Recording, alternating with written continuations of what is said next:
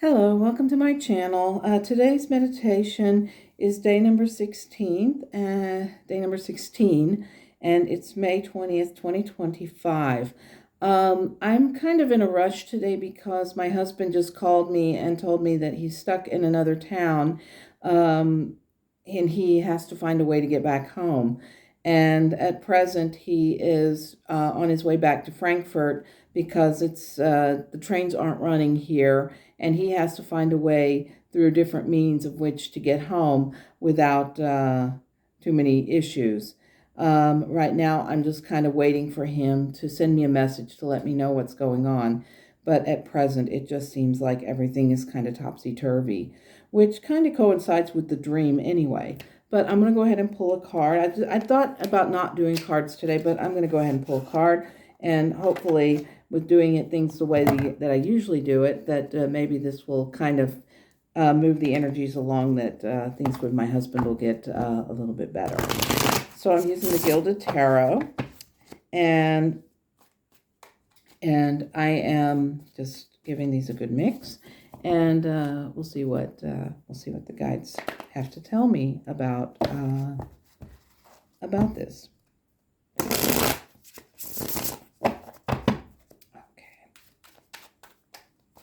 Mix here.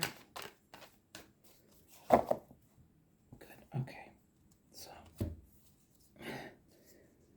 the card for today is the Knight of Swords. I've pulled this card before, and the Knight of Swords has brandished his sword, and he looks as though he's about to charge into battle. And what's really crazy is I can't remember anything about this card. I remember I pulled it before, and I think it was something about the horse and about this thing that's overlaying the horse and what have you. The Knight of Swords is the card for today, and I'll check the book in a few minutes and see, after I finish reading the meditation, and see what this card actually means in relation to it. We're on day number 20, or not day 20, day 16. It's May 20th, 2025, and it's called The Floating House and Inside Out. The dream today reminds me of the concept from Gulliver's Travels. You know, I love the stories, so I am rather curious about what this one might mean. Nigel says, yes, you and stories. I said, is Ramon here? I feel like I haven't spoken to him in ages. Ramon says, I am always here. I said, that's good. I hope you don't feel neglected or ignored. Ramon says, no worries. Those are human emotions. I'm here whenever you need me. I've been listening to your dreams and hearing much about them.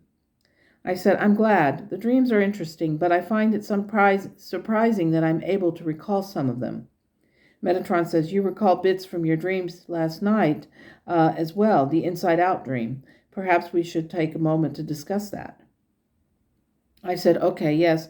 I just remembered that, so we can do both.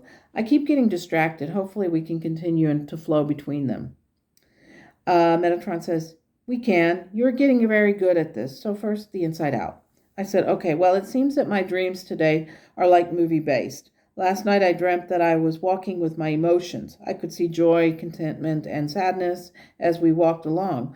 Coming to a corner, we were joined by other emotions.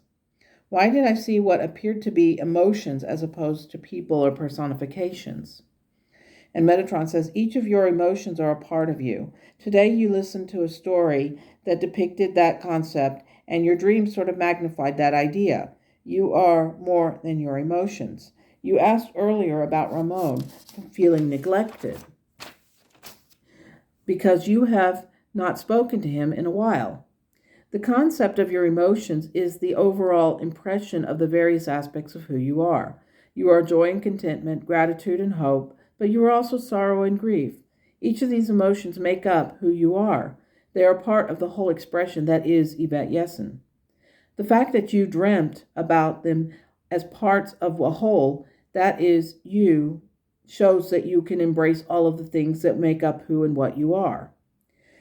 So many people depict the ideas of sadness and grief with the negative, but they are not.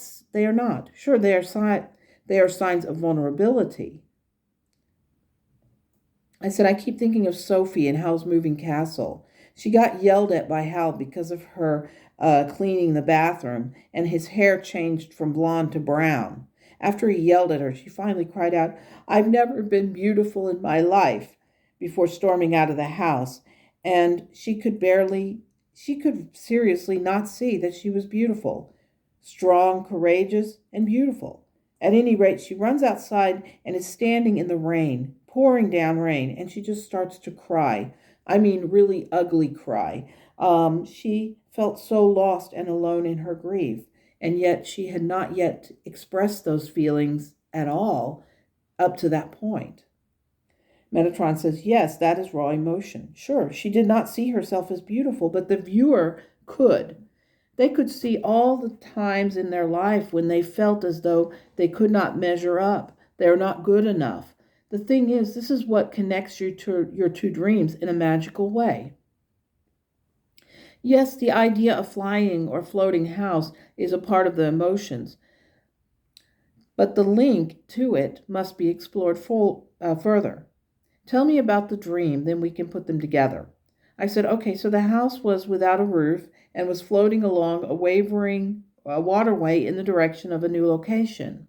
Various people were propped atop doorways and walls with their upper torso on one wall and their lower torso on the other. They kept saying that the house was being moved and it was not flooded out. Metatron says the house was a part of your subconscious mind. All of the people there were personifications of your emotions. As you go along, you are seeing these various people being represented by their overwhelming emotion. I said, this makes no sense. Metatron says each person that was sitting atop a wall is getting a bird's eye view of the things below them. Sometimes when you dream, the images are not of people. They are instead of concepts, sort of like geometry blocks being placed in front of a child and inspiring them to put them in some order. The song Order in the House is the same idea. When you have order in your house, there is a sense of completion. The sense of completion is what most souls aspire to have.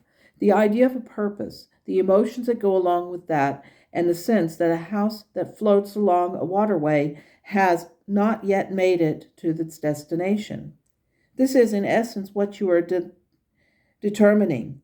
At this moment, you are standing at a crossroads and trying to find your way to another frame of mind.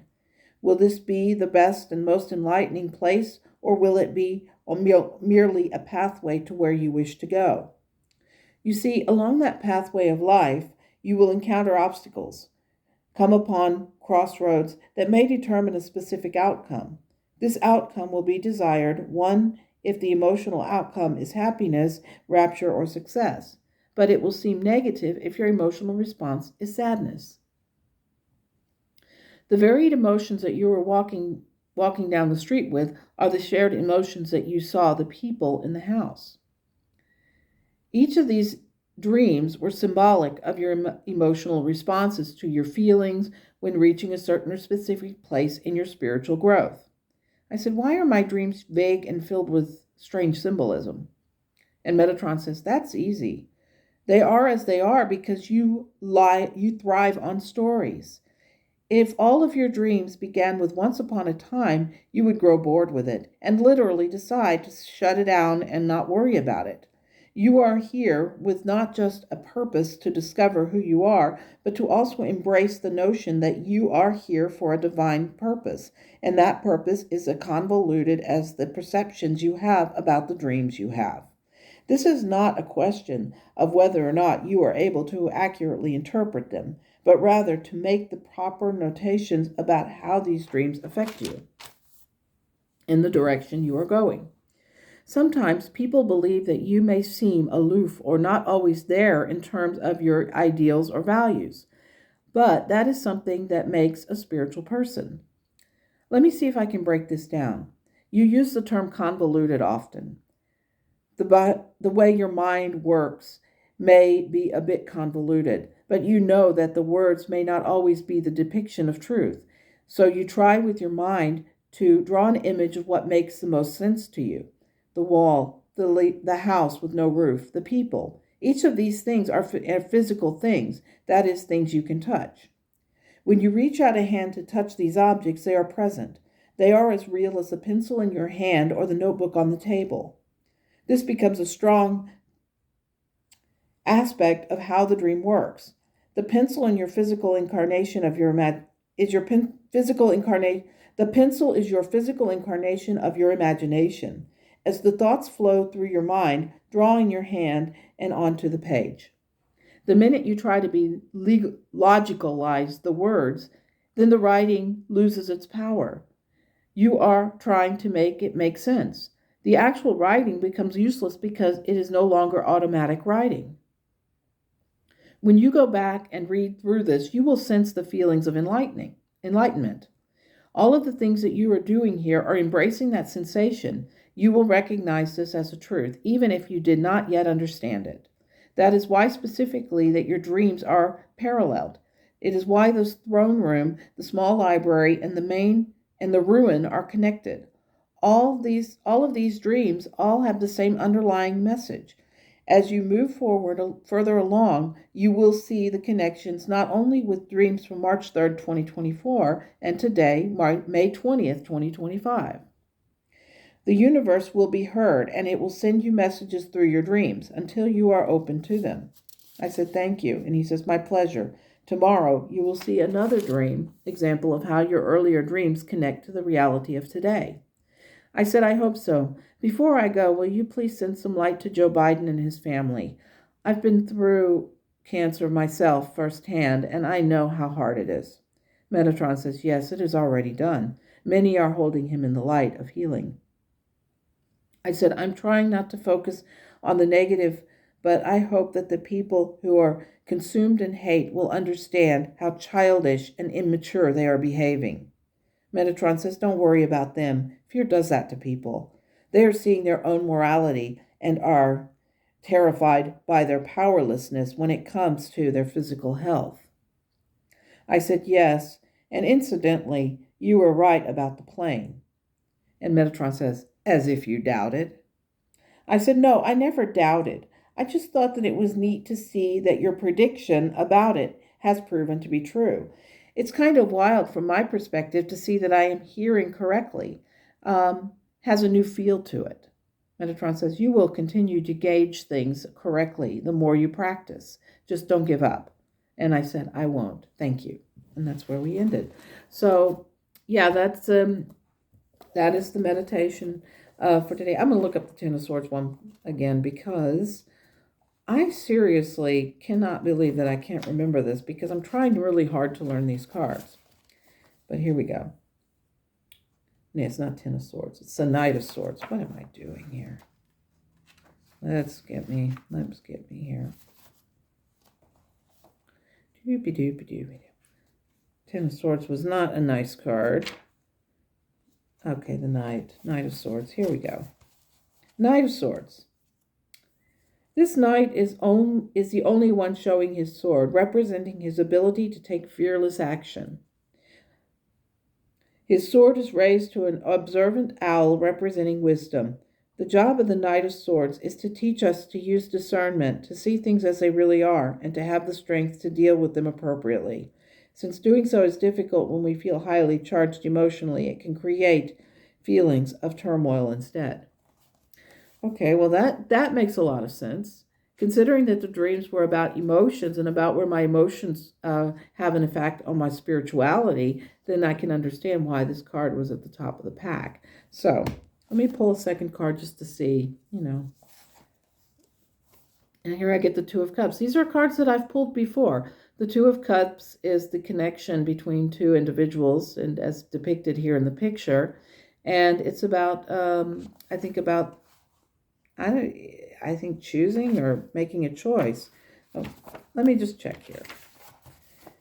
A man and woman gaze into one another's eyes with undivided attention. The blonde woman and brown-haired man represent the combination of two opposite polarities.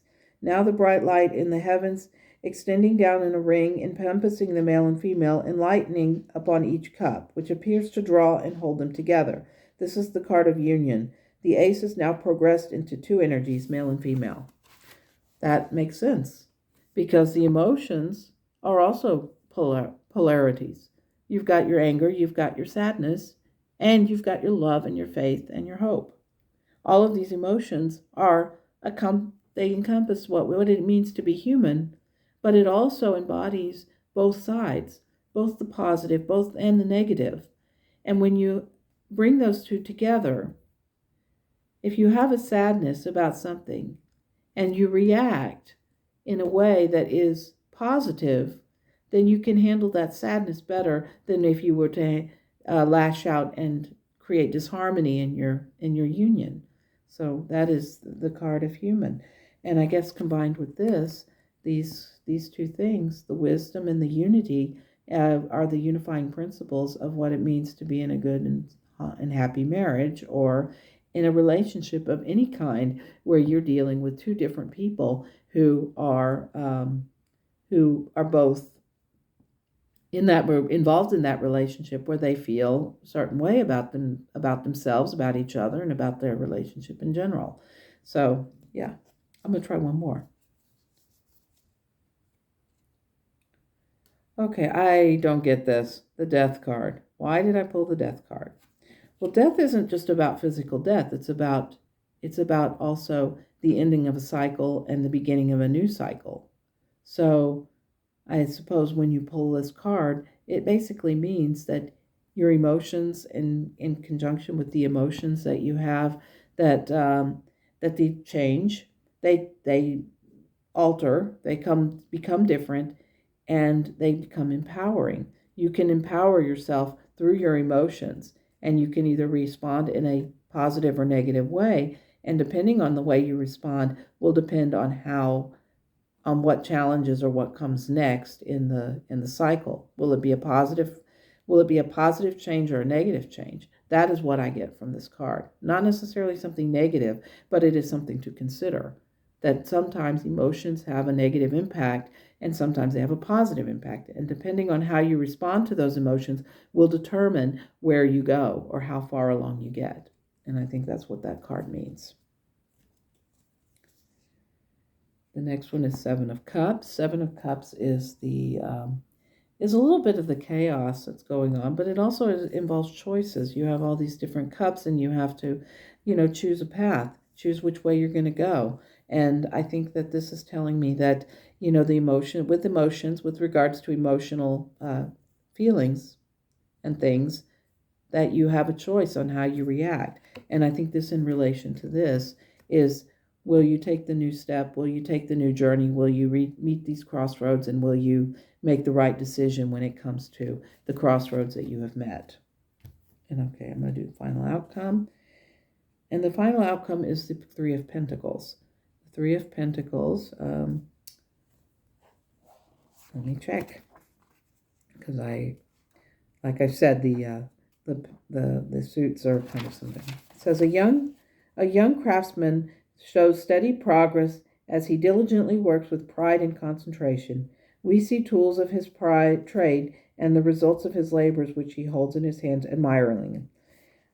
The Three of Pentacles reveals that through your efforts, success is beginning to show. You should feel a sense of achievement now, along with some improvement materially. This card, it can bring recognition for your work, either financially or through others, acknowledging your talents and abilities. Although usually it's more formal to say that somehow rewards you, it also shows work that you enjoy and have a natural ability for. Whatever actions this represents, as the three shows, its initial state of completion with successful attainment. So that is where we are. These cards, I've never seen a more convoluted set of cards in my life, but convoluted seems to be the word of the day, and that seems to be where we are. You make a choice about your emotions. The